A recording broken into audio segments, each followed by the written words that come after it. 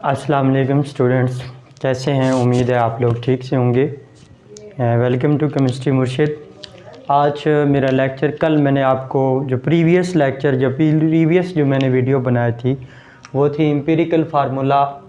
आज हमने empirical formula को डिटर्मिनेशन है बाय कंबस्शन एनालिसिस। हमने 4 स्टेप्स पढ़े थे एम्पिरिकल फार्मूला की डिटर्मिनेशन के। नंबर 1 क्या था? Find out the percentage composition of each element. Number 2 पे हमारा कौन सा था? Find out the number of moles of each element. उसके लिए हमने क्या किया था? परसेंटेज ऑफ एलिमेंट को हमने डिवाइड कर दिया था उसके एटॉमिक मास से। फिर 3rd नंबर पे हमने फाइंड आउट किया था मोल रेशो। उसके लिए क्या किया था? Number of moles of each element divided by the smallest number of mole. और अगर वो स्मॉलेस्ट होल नंबर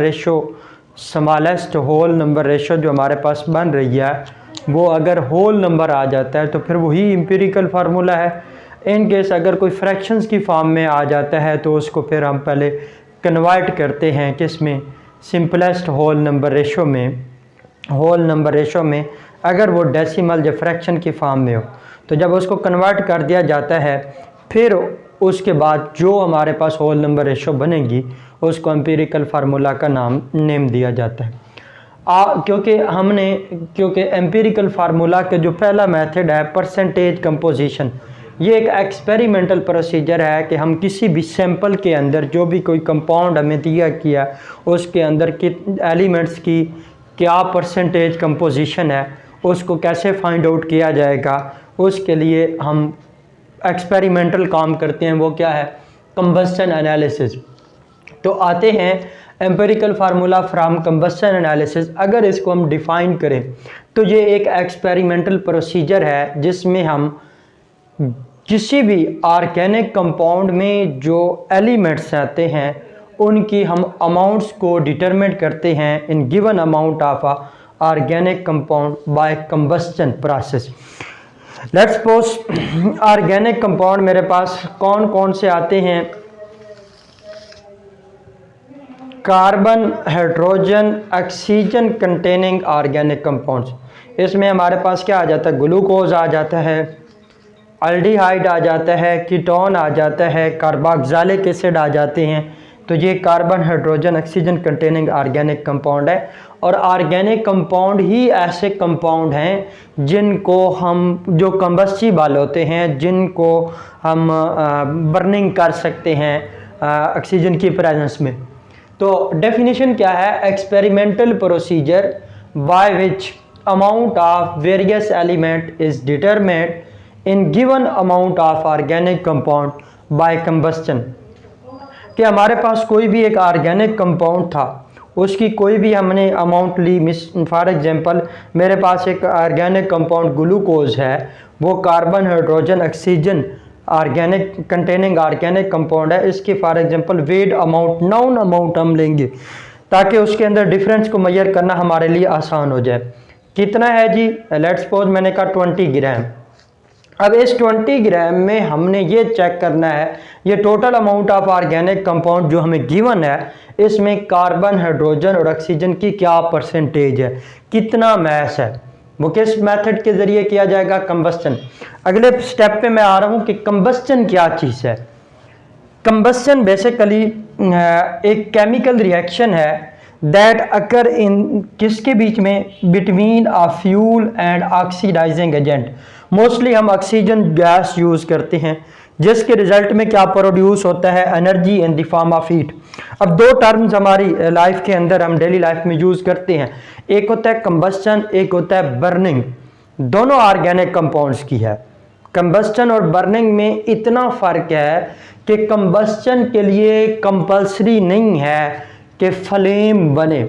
मिसाल के तौर पर किसी भी ऑटोमोबाइल के अंदर जब हम फ्यूल की कंबस्शन करते हैं, बर्निंग नहीं होती, फ्यूल जो इंजन के अंदर कंबस्शन होती है वहाँ पे कोई फ्लेम प्रोड्यूस नहीं होता।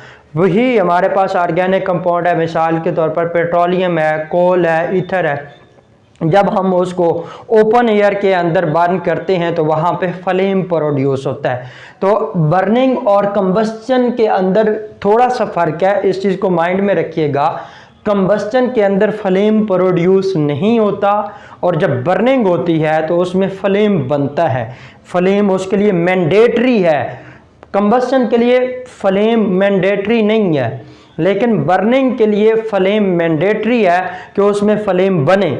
और शोला जिसको हम कहते हैं, जैसे आग लगती है तो वो ऊपर हमें शोले की फॉर्म में, फ्लेम की फॉर्म में हमें नज़र आती है, तो वो प्रोसेस बर्निंग होता है।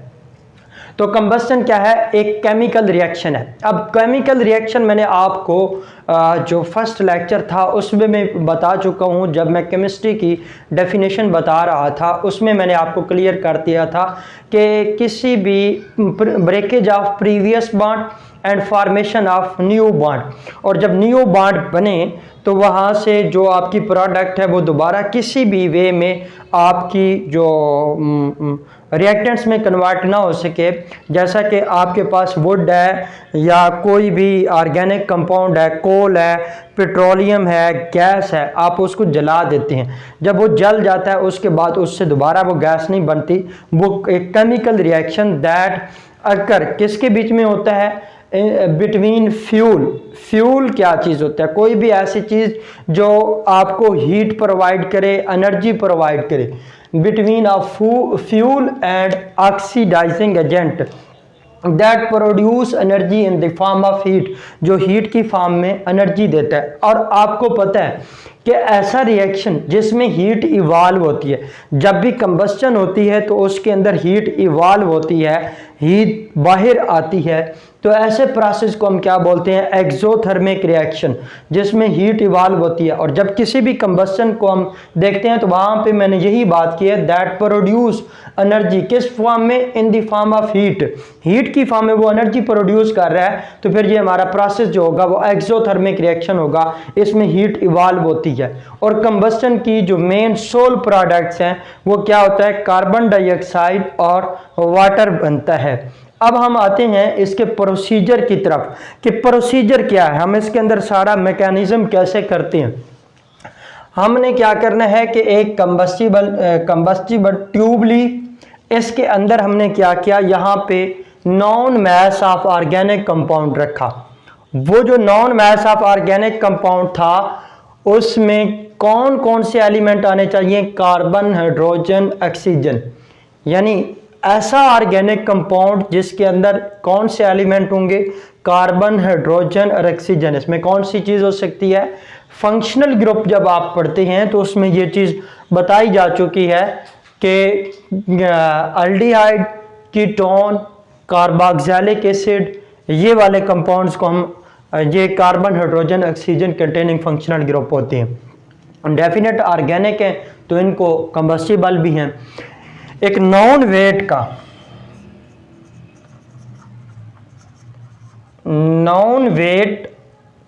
का ऑर्गेनिक कंपाउंड जिसमें ये तीन एलिमेंट आते हैं, कार्बन, हाइड्रोजन, ऑक्सीजन, उसको रखा, उसको हम क्या करेंगे? बर्निंग करेंगे। इसको किस में रखेंगे? ये हमने बाहर फर्नेस रखी है, फर्नेस। अब जब इसके अंदर ये हमने non mess of organic compound रखा, इसके लिए क्या फर्नेस में रखा, उसको हम इलेक्ट्रिकली हीट देंगे। वहाँ पे कोई ये चीज़ नहीं है कि हम इनिशिएट करने के लिए कोई बाहर से वहाँ पे जाके कोई लकड़ियाँ वगैरह रख के उसको आग नहीं लगाएंगे। इलेक्ट्रिकली फर्नेस के अंदर रखा जाएगा और यहाँ से ऑक्सीजन पर दी जाएगी। क्यों? कंबस्टन के लिए ज़रूरी क्या है? ऑक्सीजन। ऑक्सीजन के अलावा कंबस्टन प्रोसेस कंप्लीट नहीं होता। तो यहाँ से इनलेट है, यहाँ से ऑक्सीजन दी जाएगी, इलेक्ट्रिकल फर्नेस में इसको रखा, वहाँ से उसको हीट मिलेगी और यहाँ पे प्रोसेस क्या होगा? कंबस्टन। जब कंबस्टन होगी इसके रिजल्ट में क्या होगा? कार्बन जो था वो किस में कन्वर्ट हो जाएगा? कार्बन डाइऑक्साइड में। और जो हाइड्रोजन एलिमेंट है वो किस में कन्वर्ट हो जाएगा? वाटर में। अब यहाँ से जो हमारे पास ये चीज़ बनी है कार्बन डाइऑक्साइड या वाटर, इसके फर्दर हमने क्या लगाए? अब्जॉर्बर, जहाँ पे इस बनने वाली प्रोडक्ट को, जो कंबस्टन की सोल प्रोडक्ट थी, कार्बन डाइऑक्साइड और वाटर, उसको अब्जॉर्ब किया जाएगा। पहले स्टेप में हमने रखा मैग्नीशियम पर क्लोराइड MgClO4 टेकन ट्वाइस, ये क्या करता है, वाटर का अब्जॉर्बर है। फिर सेकंड स्टेप में 50% KOH जो कि कार्बन डाइऑक्साइड का अब्जॉर्बर है। अब एक बात आपने याद रख लेनी है, ये चीज़ आपने हमेशा के लिए अपने माइंड में रखनी है कि पहले वाटर अब्जॉर्बर लगाना है, कार्बन डाइऑक्साइड अब्जॉर्बर पहले स्टेप में नहीं लगाना। रीज़न क्या है, इस चीज़ को आपने माइंड में याद रखना है कि अक्सर स्टूडेंट करते क्या है, वो समझते हैं कि वाटर अब्जॉर्बर है, कार्बन डाइऑक्साइड अब्जॉर्बर है, मर्जी जिसको इधर पहले लगा दिया या इसको बाद में लगा दिया, लिख के आ जाते हैं। जबकि वो जब एग्जामिनर देखता है तो वो इस चीज़ को रॉन्ग समझता है और ये प्रोसेस वाकई रॉन्ग होता है, और जिसकी वजह से आपके मार्क्स क्या हो जाते हैं, पेपर में आपके मार्क्स कट जाते हैं। तो इस प्रोसेस को आपने याद रखना है कि जो हमारे पास कार्बन डाइऑक्साइड है, इसका अब्जॉर्बर कौन है, ये किस तरह अब्जॉर्ब होगी 50% KOH से, और जो वाटर है इसका कौन सा अब्जॉर्बर है, ये है MgClO4 taken twice magnesium perchlorate, ये वाटर को अब्जॉर्ब करेगा। और ये जो हमारे पास मैग्नीशियम परक्लोरेट है, वाटर का अब्जॉर्बर, इसको हमेशा हमने फर्स्ट स्टेप में रखना है। रीज़न क्या है, क्योंकि जो हमारे पास 50% या KOH है, ये वाटर का भी अब्जॉर्बर है। अगर हमने इसको पहले रख दिया तो ये सिर्फ और सिर्फ कार्बन डाइऑक्साइड को अब्जॉर्ब नहीं करेगा, साथ वाटर को भी अब्जॉर्ब कर लेगा, जिसकी वजह से हमारे लिए एक नया प्रॉब्लम हो जाएगा। हमने प्रॉब्लम को सॉल्व करना है, हमने प्रॉब्लम को क्रिएट नहीं करना। तो इसलिए हमने पहले वाटर को अब्जॉर्ब कर लिया ताकि आगे जो है वो सिर्फ और सिर्फ कार्बन डाइऑक्साइड अब्जॉर्ब हो। आपके जब रिजल्ट निकले तो उसमें आपकी जो वैल्यू के अंदर चेंज ना आए, आपकी रिजल्ट जो है वो एक्यूरेसी में आए। अच्छा, अब सेकंड स्टेप, ये पहले मैंने आपको बता दिया कि इसको पहले रखने का मतलब क्यों है, क्योंकि जो KOH है वो इटसेल्फ वाटर अब्जॉर्बर है। अगर उसको पहले रख दिया गया तो वो कार्बन डाइऑक्साइड के साथ वाटर को भी अब्जॉर्ब करेगा, जिसकी वजह से हमारी कैलकुलेशन में जो रिजल्ट में प्रॉब्लम आएगा। इसलिए हम वाटर अब्जॉर्बर पहले लगाते हैं ताकि वाटर अब्जॉर्ब हो जाए और आगे जो जाए वो सिर्फ कार्बन डाइऑक्साइड अब्जॉर्ब हो, उसमें वाटर ना जाए। दूसरी बात, इसको हमने 50% क्यों रखा, सुने, मैंने ये ऑलरेडी आपको बता दिया कि जो KOH है ये वाटर अब्जॉर्बर है। अगर इसकी कंसंट्रेशन हमने ज़्यादा रखी, 80% या 90% या प्योर KOH रखा, तो ये वाटर का एक गुड अब्जॉर्बर है। ये क्या करेगा, कार्बन डाइऑक्साइड के साथ वाटर के मॉलिक्यूल्स को भी अपने साथ अट्रैक्ट करके अब्जॉर्ब कर लेगा। तो ये भी प्रॉब्लम है। इस प्रॉब्लम को सॉल्व करने के लिए हमने KOH की कंसंट्रेशन को लो रखा कि ये सिर्फ और सिर्फ कार्बन डाइऑक्साइड को अब्जॉर्ब करे, वाटर मॉलिक्यूल्स को अब्जॉर्ब न करे। और लास्ट पे हमारा है कि अगर कोई अनरिएक्टेड सब्सटेंसेस हैं तो उसमें कोई हम अदर अब्जॉर्बर लगा के उनको अब्जॉर्ब कर लेंगे। तो ये था। अब आते हैं कि जो हमारे पास परसेंटेज ऑफ कार्बन या परसेंटेज ऑफ ऑक्सीजन है उसको कैसे हम डिटरमिन करेंगे। तो उनके पास हमारे पास फार्मूला क्या है। अब देखें, यहाँ पे जो हमने अब्जॉर्बर लगाए हैं इनका मैस भी हमने नाउन रखना है, ताकि हमें पता, तो किस तरह हमें पता चलेगा कि इतने अमाउंट वाटर की अब्जॉर्ब हुई है या इतनी अमाउंट वो कार्बन डाइऑक्साइड की अब्जॉर्ब हुआ है। मिसाल के तौर पर यहाँ पे मैं कहता हूँ जी 10 ग्राम मैंने वाटर अब्जॉर्बर रखा था।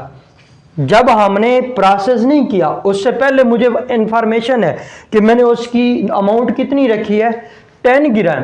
जब वाटर अब्जॉर्ब हो गया तो लेट्स सपोज उसकी वैल्यू बन गई 15 ग्राम।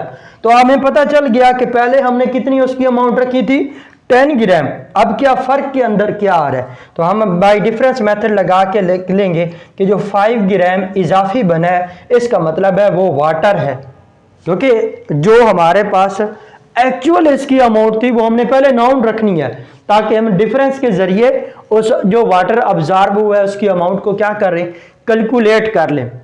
और इसी तरह जो हमारे पास कार्बन डाइऑक्साइड अब्जॉर्बर है 50% QH, इसका भी जो यहाँ पे मैस हमने लेना है वो नाउन लेना है, ताकि जो अमाउंट ऑफ कार्बन डाइऑक्साइड वो अब्जॉर्ब हो, वो फ़र्क निकाल के, डिफरेंस निकाल के हम उसकी मैस कैलकुलेट कर लें।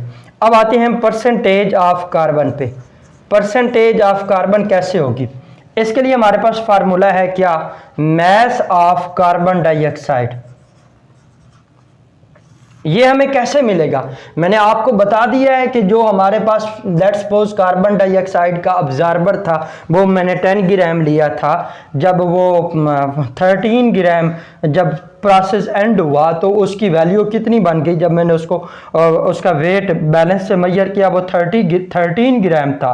तो जब इनका डिफरेंस लेंगे तो हमें पता चल गया कि 3 ग्राम का जो डिफरेंस है वो बेसिकली क्या है, कार्बन डाइऑक्साइड का मैस है। और ये हमने ऑलरेडी नॉन वेट लिया था या नॉन मैस लिया था किसका, ऑर्गेनिक कंपाउंड का। तो mass of carbon dioxide, mass of organic compound, OC किसको रिप्रेजेंट कर रहा है, ऑर्गेनिक कंपाउंड। अब इसके बाद यहां पे हमने क्या फाइंड करना है, परसेंटेज ऑफ कार्बन।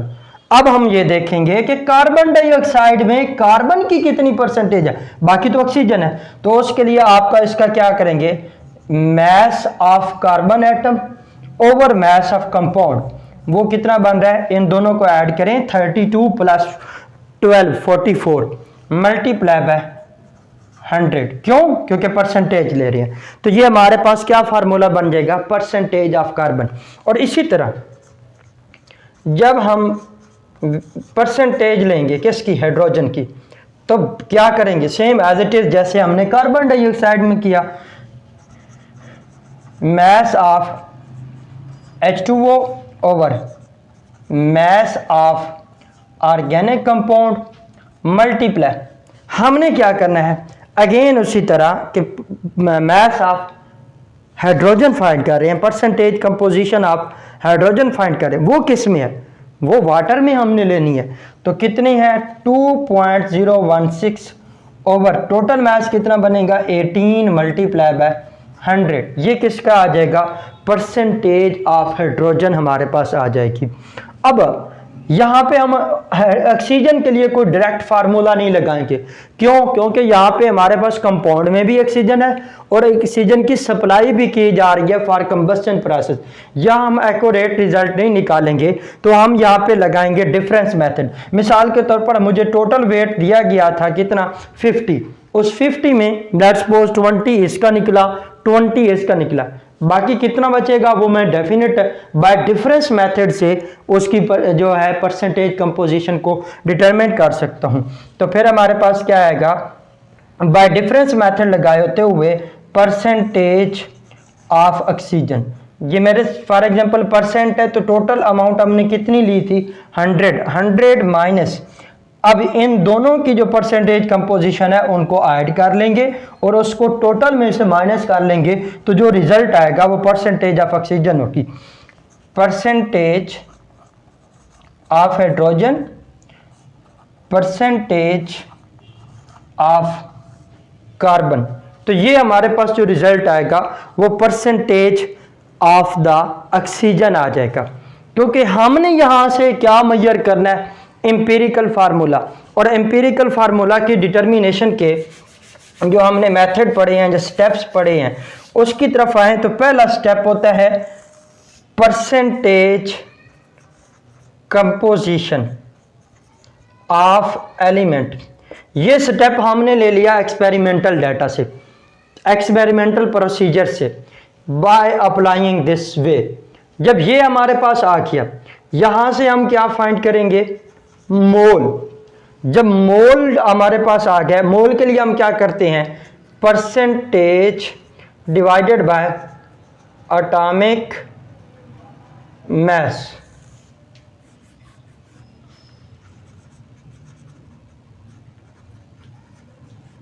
उसके बाद हम क्या लेते हैं, मोल रेशो। जब मोल रेशो आ जाती है उससे हमें क्या मिलता है, एम्पिरिकल फार्मूला। और कल हमने प्रीवियस लेक्चर में यही बात पढ़ी थी कि एम्पिरिकल मॉलिक्यूलर फार्मूला का क्या फार्मूला था, n multiply by empirical formula. तो जब एम्पिरिकल फार्मूला आ गया तो इससे हम मॉलिक्यूलर फार्मूला भी फाइंड कर सकते हैं। अब पेपर में क्वेश्चन कैसे आता है, ये एक इंपॉर्टेंट एमसीक्यू बनता है कि we can determine from combustion analysis. Option 1 में वो देगा परसेंटेज कंपोजिशन, नंबर 2 पे दे देता है मोल, यानी बी ऑप्शन में वो दे देता है मोल, सी ऑप्शन में वो दे देता है एम्पिरिकल फार्मूला, और डी ऑप्शन में दे देता है मॉलिक्यूलर फार्मूला। अब अक्सर स्टूडेंट क्या करते हैं, क्योंकि उसने यही पढ़ा होता है कि empirical formula from combustion analysis, तो वो एम्पिरिकल फार्मूला की बात लिख देता है। लेकिन हम क्या कर रहे हैं, आपको पता होना चाहिए, इसके जरिए हम बेसिकली क्या कर रहे हैं, किसी भी एलिमेंट की जो कंपाउंड के अंदर है उसकी परसेंटेज कंपोजिशन फाइंड करते हैं। जब परसेंटेज कंपोजिशन फाइंड होगी तो आपके पास मोल आएंगे, मोल होंगे तो मोल रेशो होगी, मोल रेशो होगी तो एम्पिरिकल फार्मूला होगा। और इसका पहला स्टेप क्या है, परसेंटेज कंपोजिशन। जब वो आ गई तो ये स्टेप करना हमारे लिए इजी होगा। जब एम्पिरिकल फार्मूला आ गया तो इट्स मीन दैट हम मॉलिक्यूलर फार्मूला भी फाइंड आउट कर सकते हैं। तो अगर आपके पास ये एमसीक्यू आता है, बोर्ड के पेपर में हो या एमडी कैट के पेपर में हो, तो इसके लिए हम क्या कर सकते हैं, वो पूछता है कोई भी चीज के वी कैन डिटरमाइन, जब we can find out by combustion analysis,